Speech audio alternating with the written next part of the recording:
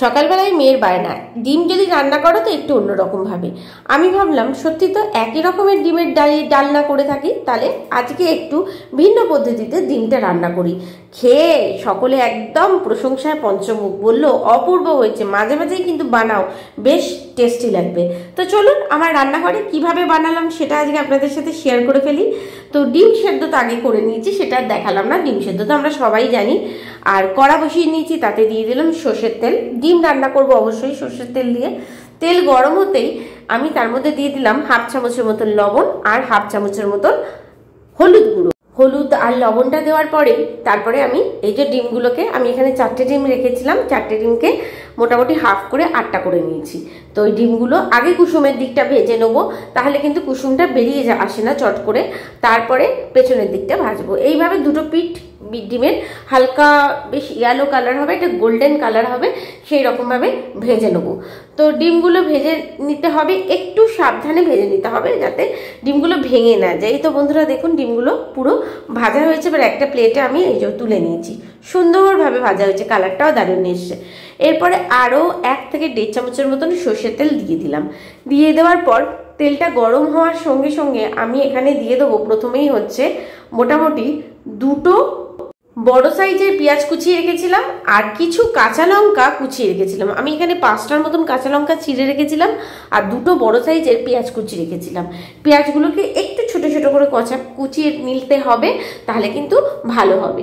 অবশ্যই পরিমাণ মতন লবণ দিলাম, এখানে একটু বেশি পরিমাণে লবণ দিয়েছি যাতে পেঁয়াজটাও ভাজা হয়ে যায় আর যখন পুরোপুরি গ্রেভিটা হবে সেটাও যেন একদম পারফেক্ট হয়।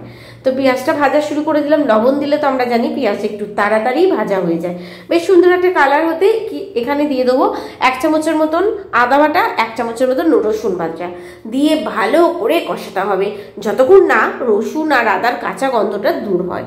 দেখুন বেশ সুন্দর করে কষিয়ে নিয়েছি। কষিয়ে নেওয়ার পর আমি এখানে একটু জল অ্যাড করব, অবশ্যই ঈষদুষ্ণ জল, তাহলে কি মশলাটা পুড়ে যাবে না। কারণ এরপরে অনেক আমি গুঁড়ো মশলা এখানে 1 বাই 1 অ্যাড করব। সেই জন্য আদা পেঁয়াজ রসুনটাকে একটু দেখুন ভালো করে আরও 1 মিনিটের মতন একটু কষিয়ে নিলাম। তারপরে গুঁড়ো মশলাগুলো অ্যাড করবো। প্রথমেই দিয়ে দিলাম হলুদ গুঁড়ো, তারপরে দিয়ে দেবো হচ্ছে কাশ্মীরি রেড চিলি পাউডার, সব আমি এখানে ছোট চামচের 1 চামচ করে অ্যাড করেছি। এরপরে দিয়ে দেবো হচ্ছে জিরে গুঁড়ো আর দিয়ে দেবো ধনে পাউডার। আর বন্ধুরা কাশ্মীরি রেড চিলি পাউডারটা এখানে একটু বেশি দিয়েছি, অন্যগুলো যেহেতু 1 চামচের মতন, কাশ্মীরি রেড চিলি পাউডারটা আমি এখানে দিয়েছি 1.5 চামচের মতন, যাতে একটা বেশ লালচে কালার হয়, খেতে কিন্তু বেশ ভালো লাগে। তো বন্ধুরা গুঁড়ো মশলাগুলো দিয়ে এরপরে ভালো করে কষাতে হবে, কারণ আগে যেহেতু আমি পেঁয়াজ আদা রসুন কষানোর সময় একটু জল দিয়ে দিয়েছি, সেই জন্য গুঁড়ো মশলাটা কিন্তু একদম পুড়ে যাওয়ার কোনো সম্ভাবনাই নেই। দেখুন ভালো করে এবার মিলিয়ে নিচ্ছে। আর এখন কি করতে হবে, শুধু মন দিয়ে কষিয়ে নিতে হবে। মশলাটা কষানো যদি ভালো হয় তাহলে কিন্তু এই ডিমের যে রেসিপিটা করছি বা বানাচ্ছি সেটা কিন্তু দুর্দান্ত টেস্ট হবে। দেখে বুঝতেই পারছেন সুন্দরভাবে কষানো হয়ে গেছে, তেলও বেরিয়েছে। এবারে 2টো বড় সাইজের আলু ভাজা যেমন আমরা কাটি সেরকম আলু ভাজার মতন পাতলা পাতলা করে কেটে নিয়েছি, লম্বা করে কেটে নিয়ে কড়াই দিয়ে দিলাম। দিয়ে এবারে ভালো করে মশলার সাথে কষিয়ে নিচ্ছি। বেশ সুন্দরভাবে কষিয়ে নিতে হবে যাতে মশলাটা পুরো আলুর মধ্যে একসাথে মিশে যায়। দেখুন এইভাবে আমাকে ভালো করে আগে মিশিয়ে নিতে হবে। তারপরে একদম সিম আছে আলুটাকে যাতে মোটামুটি 80%-এর মতন সেদ্ধ হয়ে যায়, সেই দিকে একটু খেয়াল রেখে ধীরে ধীরে অল্প অল্প ঢাকা চাপা দিয়ে রান্নাটা করতে হবে। আলুটা দেখুন বন্ধুরা, দেখে বুঝতেই পারছেন বেশ সুন্দরভাবেই কষানো হচ্ছে। এরপরে আমি অবশ্যই আলুটা 80% সেদ্ধ হওয়ার জন্য একটু ঈষদুষ্ণ গরম জল ইউজ করব।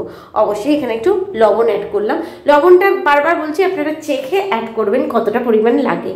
তো একটু জল দিয়ে দিলাম, আর আলুগুলো যাতে একটু ডুবে ডুবে যায় সেরকমভাবে জলটা দিতে হবে। দিয়ে ভালো করে সেদ্ধ করে নিচ্ছি। সেদ্ধটাই হচ্ছে এখানে মেন।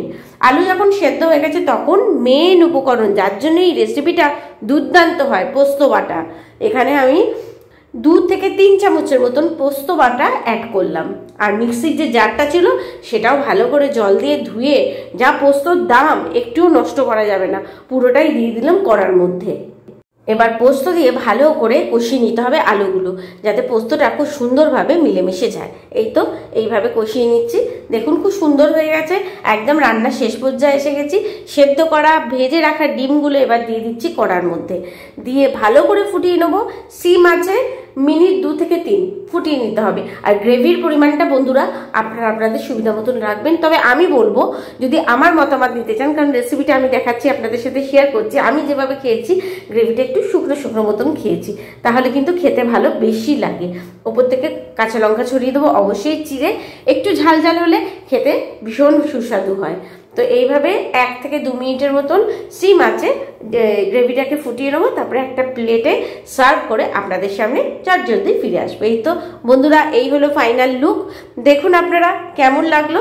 আর এই রেসিপিটা আরও সুস্বাদু বানানোর জন্য ওপর থেকে ছড়িয়ে দিতে হবে সর্ষের তেল। এইটা না ছড়ালে কিন্তু সেটা ঝাঁঝালো ব্যাপার থাকবে না।